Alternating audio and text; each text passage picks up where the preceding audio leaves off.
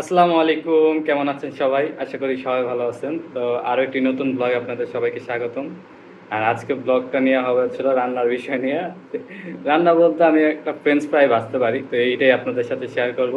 আর মোটামুটি কয়েকটা জিনিস আমি পারি টুকটাক। সেগুলো আর নাই বলি। আমি জাস্ট ফ্রেঞ্চ ফ্রাইটা বানাবো আজকে, সেটাই আপনাদের সাথে শেয়ার করব। আর ফ্যামিলির সবাই কি করছে, হ্যাঁ, এগুলি আপনাদের মাঝে তুলে ধরবো। তো ভিডিওটা দেখতে থাকুন। আর কে কোথা থেকে দেখছেন অবশ্যই কমেন্টে জানাবেন। আর ভিডিওটা ভালো লেগে থাকলে লাইক, কমেন্ট, সাবস্ক্রাইব করে পাশে থাকবেন। তো এই যেদিকে হচ্ছে হলো নানিকে দিছি হলো আলু ছিলতে। আলুর যে স্লাইসগুলো সেগুলো আমি করব। যে ফ্রেঞ্চ ফ্রাই যে সাইজগুলো হয় সেই সাইজগুলোই করবো লম্বা লম্বা করে, হ্যাঁ, সেটা আপনাদের দেখাবো। আর নানি হচ্ছিল আমাকে ছিলে দিতেছে, কারণ এই ছিলাটা আবার আমি পারি না, আমার জন্য অনেক কষ্ট হয় একা। আর ওই যে নানা, নানা কি অবস্থা, শরীরটা ভালো? আর ওই আমার মামু,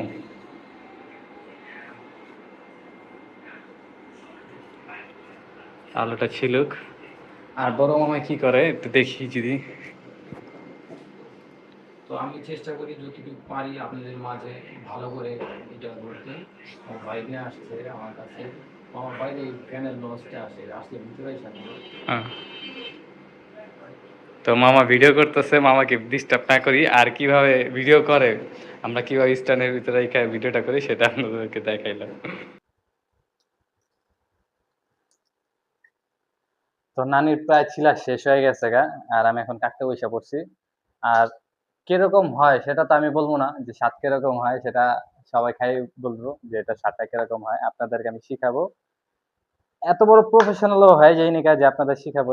জাস্ট আমি মনে করব যে আপনারা ওরকম বানায় একবার হলো ট্রাই করবেন। ট্রাই করার পরে যদি ভালো না হয় তখন আমার ভিডিওতে এসে একটা কমেন্ট করে যাবেন যে ভাই আপনি বলছেন আপনার মতন করছি কিন্তু কোনো ভালো হয়নি এটা, হ্যাঁ। আর এটা কিন্তু কাটার পর যে আমি সিদ্ধ দেবো, মানে ওই যে পানি দিয়ে, যে গরম পানি দিয়ে যে সিদ্ধ করে ওরকম কিন্তু আমি সিদ্ধ করবো না, জাস্ট স্লাইস করতেছি, আর কিছুই করিনি এটা। আর এটা অবশ্যই আমাকে শিখেছে আমার এক বন্ধু, বন্ধুর নাম হচ্ছে আরমান। আরমান ভিডিওটা দেখে থাকলে অবশ্যই ভাই তুমি একটা কমেন্ট করে যাবা যে মা আমি আরমান। একদম ইজি টু, এই এরকম স্লাইস। হুম, আর একটু মোটা করছিলা? না, এর থেকে মোটা করলে আবার কি ভাজাটা সুন্দর মতন হইব না, ভিতরের পর্যন্ত যাইব না ভাজাটা। হ্যাঁ। আর এদিকে কিছু বিষয় আছে, সেই বিষয়গুলো আপনাদেরকে বলবো। প্রথমত জাস্ট ছিলা এরকম স্লাইস করে দিবেন, ব্যাস, এতটাই। তো ভিডিওটা দেখতে থাকেন। আর নানির প্রায় ছিলা শেষ, আমি একটা বল নিয়ে আসি। তো এই তো শেষ, সব কাইটা ফেলাইছি। আর এগুলা স্লাইস গুলো কিন্তু অনেক এফেক্ট করে, হ্যাঁ, প্রত্যেকটা স্লাইস এরকম হইতে হবে। কোনোটা যদি সাইডের গুলা হয় ওগুলো সেম হইতে হবে, তাহলে কিন্তু হইব না। কোনো এক পাশ ধরেন বেশি বেড়ে পড়ছে, তাহলে কিন্তু ফ্রেঞ্চ ফ্রাই যে শেপটা, এই শেপটা নষ্ট হইব। এই পাশে যদি আমি দেখাই সবগুলা সেম দেখা যাবে, তাই না? এগুলো ধুয়ে ফেলাই, তারপর হচ্ছিল বাকিটা আপনাদের দেখাইতেছি।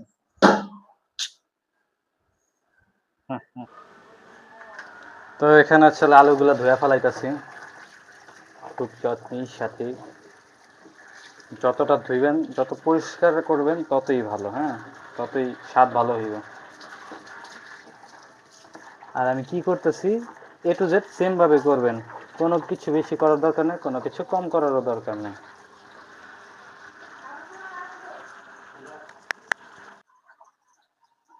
তো এই আলুগুলো ধোয়া ফেলাইতেছি।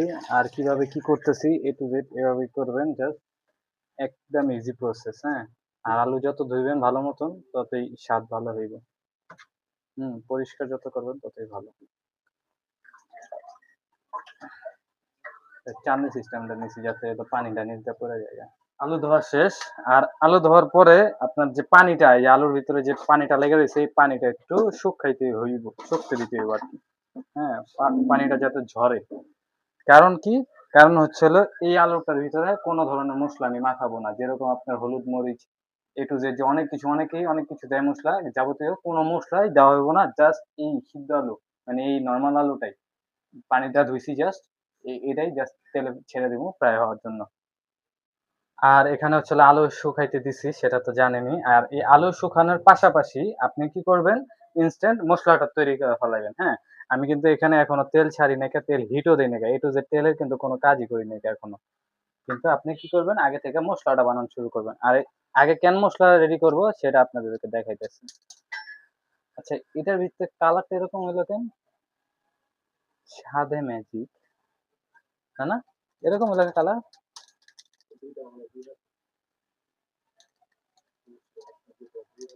না না না, এদিকে মনে হয় এটা ডেট পেল। হ হ, মনে হয় ডেট পেল। এটা এটা খোলা ছিল আগে থেকে। হ্যাঁ এটা, হ্যাঁ, মানে কি একটা বলবো বলেন, না ডেট পেল না। হ্যাঁ, এটা আমি দেখলাম কি যে একটু খোলা আছে, আমি মনে করছি যে ছিঁড়তে যায় এটা ছিঁড়া হয়েছে।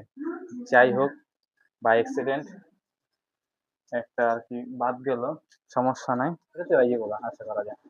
তারপর হচ্ছিল একটু দইনা ফাঁকি দিলাম, বেশি দিন, এটা 1 চামচের মতন বেশি দইনা ফাঁকি প্রয়োজন। আর এই এক্সট্রা লবণটাও মানে হালকা একবারে সামান্য, না দিলে চলবো কিন্তু দিতেই হবে একটু হইলেও, হালকা সামান্য। আর আপনারা যদি ঝাল প্রয়োজন মানে ঝাল লাগবেই, তাহলে ঝাল দিতে পারেন। আমাদের যেহেতু ঝাল আমাদের অতটা প্রয়োজন নাই, এই জন্য আমরা হালকা দিব। ব্যাস না, জাস্ট এতটুকু। এই আমাদের মশলা রেডি হয়ে গেছে। আর এই মশলাই আমরা যে জাস্ট একদিনের কেএফসি বানাইতেছি, প্রফেশনাল কেএফসি টাইপ, ওরকম হয়ে যাবে। কেএফসি ফ্রেঞ্চ ফ্রাই যে স্বাদটা, সেই স্বাদটা পেয়ে যাবেন ইনশাল্লাহ। এই জাস্ট এত সুন্দর একটা মানে নর্মাল একটা মশলাতে। এখন দিব হচ্ছে হলো তেল, করবেন ডোবা তেলে ফ্রেঞ্চ ফ্রাইটা ভাজতে।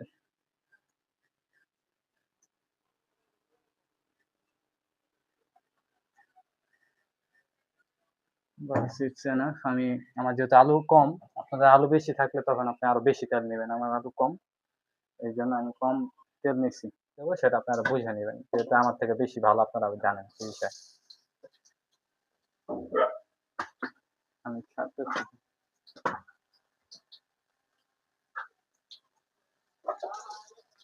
আলু কিন্তু শুকনো থাকতে হইব, হ্যাঁ আমি বারবার বলতেছি, ভিজা আলু দিবেন না, শুকনো আলু দিতে হইব। দরকার আপনারা ফ্যানের সামনে শুকায় দিবেন।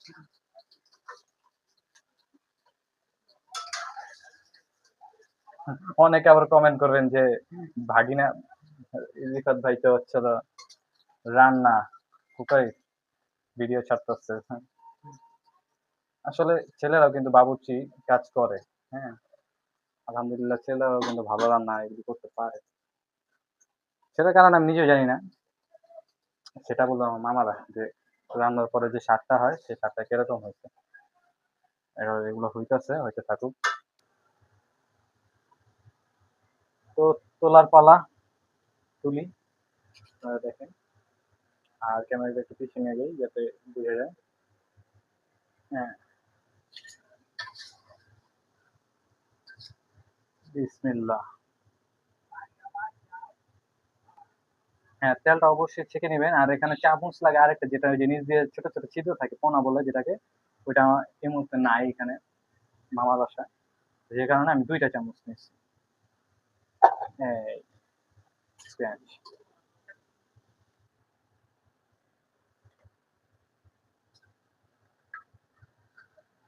তো এখন কি করব, এখন হচ্ছে হলো যে মশলাটা রেডি করছি সেই মশলাটা ঠিক উপর দিয়ে ছড়াই দিবেন সুন্দর মতো। আর কতটুকু দিব, উপরের লেয়ারটা ভালো মতন বোঝা গেছে যে উপরে পুরাপুরি ভালো মতো পড়ছে সব দিকে। হ্যাঁ, অতটুকু দিব, এর বেশি দিব না। জাস্ট যখন মনে হইব যে না, আমাদের French fry is ready, French fry has ready. তো এখানে আমি একটু সস দিলাম, আর এই যে ফ্রেঞ্চ ফ্রাই।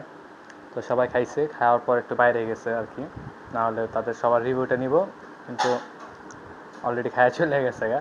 তো আসার পরে তারপর আপনাদের সাথে আমার রিভিউ তো আমি বলবো 10-এ 9, বাকি ওনাদেরটা আমি আসার পরে রিভিউটা নিব।